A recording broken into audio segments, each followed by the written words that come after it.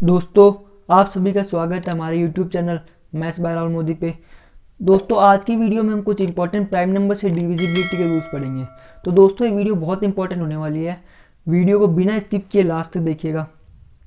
दोस्तों, सबसे पहले हम 7 से विभाज्यता पढ़ेंगे कि कोई संख्या 7 से कब विभाजित होती है। ये संख्या लिखी हुई है 2471, ये 7 से विभाजित है या नहीं, ये चेक करना है। तो क्या करेंगे कि सबसे पहले आखिरी अंक यहाँ पे 1 है, उसको 2 से गुना करना है तो आपको 2 मिलेगा। अब इस 2 को बची हुई संख्या 247 है, यहाँ पे 247 है बची हुई संख्या, उसमें से घटाएंगे। 247 में से 2 घटाएंगे तो आपको प्राप्त होगा 245। अब ये 245 है वो 7 से विभाजित हो रहा है, स्पष्ट है। तो ये संपूर्ण संख्या 2471 7 से विभाजित होगी।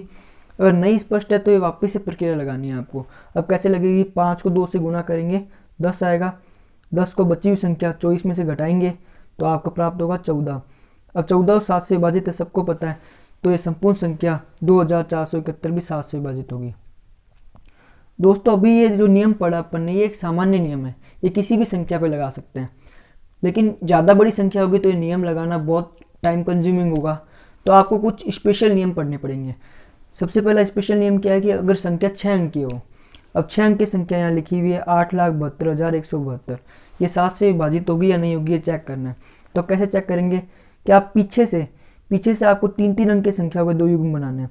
जैसे यहाँ बना 171, 172 और 872। अब इन दोनों युग्मों को एक दूसरे में से घटाना है। जैसे 872 में से 172 जाएगा और 700 आएगा। अब ये 3 अंक की संख्या प्राप्त हो गई। अब आपको चेक करना है कि ये 3 अंक की संख्या 7 से विभाजित है या नहीं है। यहाँ पे तो सीधा 7 से विभाजित हो रही है, 700 है, तो ये संपूर्ण संख्या 8,72,172 भी 7 से विभाजित होगी। अगर 3 अंक की संख्या कोई और प्राप्त होती है, जैसे कि आपको प्राप्त है 245, अब इसका चेक करना है। तो पिछले जनरल नियम जो अपन ने पढ़ा उसे चेक कर लीजिए कि 5 को 2 से गुना करके शेष बची हुई संख्या 24 में से घटाएंगे 14 प्राप्त होगा आपको, वही। अब देखिए, अगर संख्या 6 से भी बड़ी हो, 6 अंकों से भी बड़ी संख्या हो, तो कैसे चेक करेंगे। अब मैं कोई भी एक संख्या लिखता हूँ, कोई भी एक संख्या लिखी मैंने। अब ये देखिए 6 से भी बड़ी अंकों की संख्या है, तो आपको कैसे चेक करना है, आपको पीछे से 3 अंक की संख्या को युग्म बनाना है। युग्म बनाने के बाद सम युग्म बनेंगे और विषम युग्म बनेंगे। जैसे पहला युग्म, दूसरा युग्म, तीसरा युग्म, आगे और भी युग्म बन सकते हैं, चौथा, पांचवा, छठा, जितने ही बने। आपको सम युग्म को जोड़ना है और विषम युग्म को अलग अलग जोड़ना है। पहले जैसे कि पहला, तीसरा, पांचवा, सातवां, इन सबको जोड़ लिया, एक संख्या प्राप्त हो गई आपको। अब उसके बाद दूसरा, चौथा, छठा, ऐसे इनको जोड़ना है, एक संख्या प्राप्त हो गई। अब सम युग्मों को योग को विषम युग्मों के योग में से घटाना है, मतलब जो बड़ा होगा उसमें से छोटे वाले को घटाएंगे ऑब्वियसली। तो फिर आपको एक 3 अंक की संख्या प्राप्त होगी। आप उसमें से चेक कर लीजिए कि वो संख्या 7 से विभाजित हो रही है या नहीं हो रही। अगर वो संख्या 7 से विभाजित हो रही है तो संपूर्ण संख्या 7 से विभाजित होगी, अन्यथा 7 से विभाजित नहीं होगी। दोस्तों, अब हम पढ़ेंगे 13 से विभाजिता। कोई संख्या 13 से कब विभाजित होती है। तो ये संख्या लिखिए 12,675, ये 13 से विभाजित है या नहीं है। इसको चेक करने के लिए इसका आखिरी अंक है 5, उसको 4 से गुना करेंगे तो आपको मिलेगा 20। अब 20 को शेष बची हुई संख्या में जोड़ देंगे। 20 को शेष बची हुई संख्या में जोड़ने के बाद आपको मिलेगा 1287। अब आपको स्पष्ट नहीं हो रहा कि यह संख्या 1287 13 से विभाजित है या नहीं है, तो यह प्रक्रिया वापस से लगाएंगे। अब 7 में आप 4 का गुना करेंगे तो आपको प्राप्त होगा 28। अब 28 को इसमें जोड़ेंगे 128 में से, तो आपको प्राप्त होगा 156। अब 156 आपका 13 से विभाजित है या नहीं है, ये स्पष्ट नहीं हो रहा आपको, तो वापस से प्रक्रिया लगा सकते हैं। लेकिन मेरे को स्पष्ट हो रहा है कि 13 गुना 12 156 होता है, तो ये संख्या 12,675 भी 13 से विभाजित होती है। दोस्तों, अब हम पढ़ेंगे 17 से विभाजिता कि कोई संख्या 17 से कब विभाजित होती है। तो इसमें आपको क्या करना है, यह संख्या लिखी हुई 21,165, इसका अंतिम अंक 5 है। 5 को 5 से गुना करना है। 5 को 5 से गुना करने के बाद शेष बची हुई संख्या जो है यहाँ पे 2116 में से 25 को घटाना है। मतलब 25 क्या था, 5 को 5 से गुना किया था, आखिरी अंक को 5 से गुना करने के बाद शेष बची हुई संख्या में से घटाना है। घटाने के बाद आपको प्राप्त होगा 2091। 2091 में आपको स्पष्ट हो रहा है कि 17 से विभाजित है या नहीं है। अगर नहीं स्पष्ट हो रहा तो ये प्रक्रिया वापस से लगा देंगे कि इसका आखिरी अंक 1 को 5 से गुना करेंगे तो आपको मिलेगा 5। अब इस 5 को शेष बची हुई संख्या 209 में से घटा देंगे। 209 में से घटाने के बाद आपको प्राप्त होगा 204। अगर आपको स्पष्ट नहीं हो रहा है कि ये संख्या अभी भी 17 से विभाजित है या नहीं है तो ये प्रक्रिया वापस से लगा दीजिए। लेकिन यहाँ पे लगाने के बाद अगर जीरो भी प्राप्त होता है, ध्यान रखिए ये सब प्रक्रिया लगाने के बाद अगर आपको जीरो भी प्राप्त होता है तो तब भी वो संख्या उस 17 से विभाजित मानी जाएगी, ठीक है।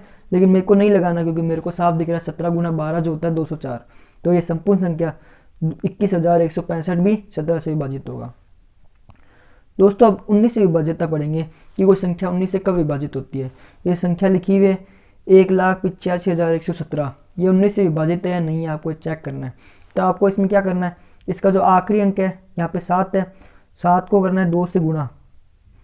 2 से गुणा करने के बाद जो शेष बची हुई संख्या है उसमें से आपको जोड़ देना है 18,511 में आपको 14 जोड़ेंगे।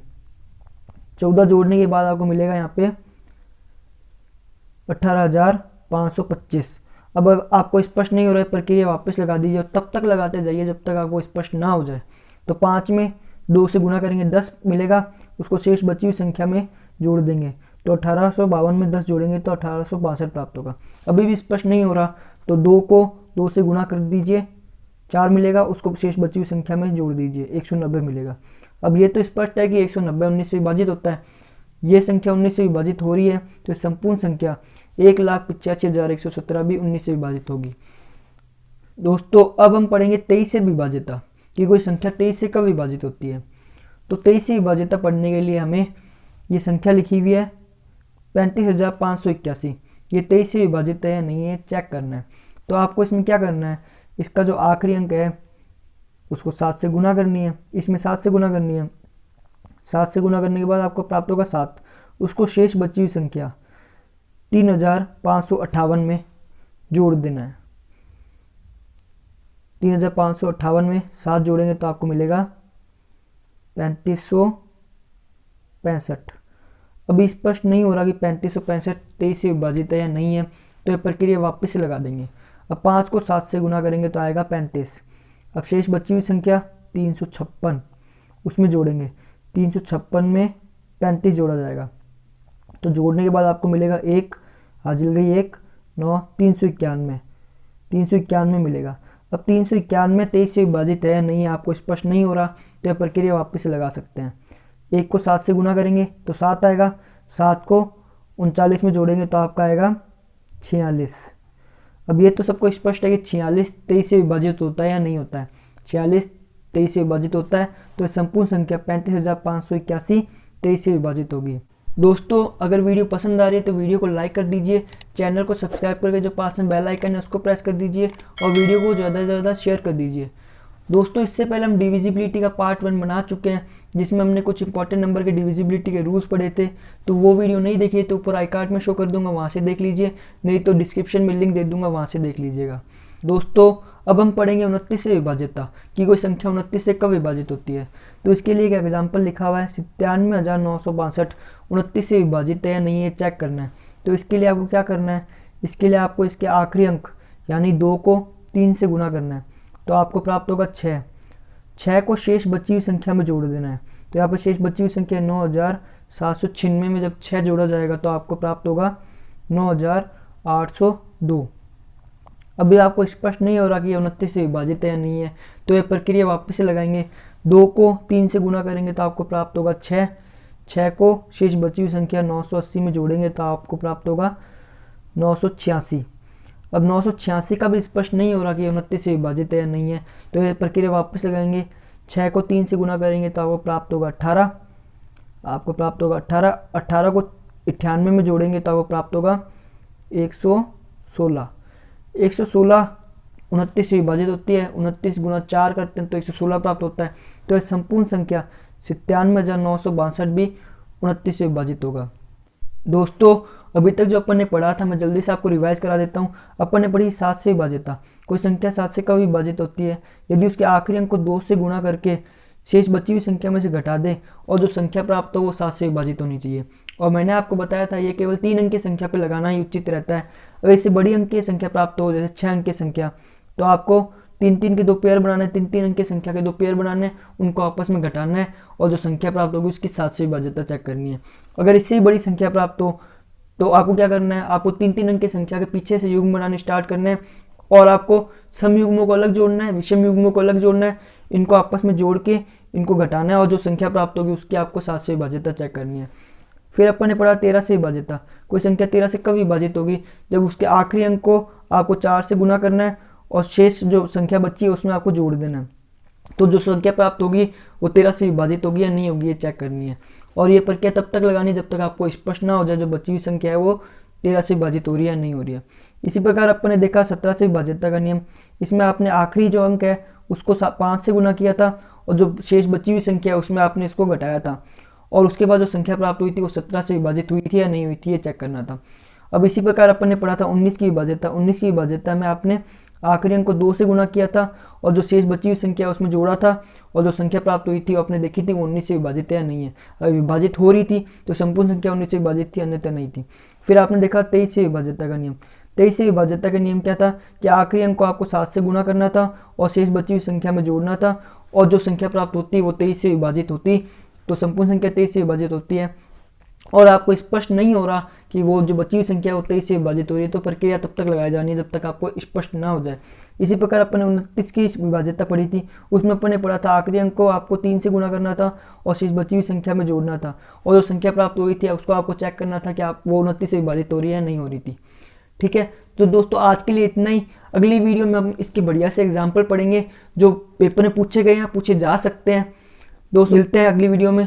धन्यवाद।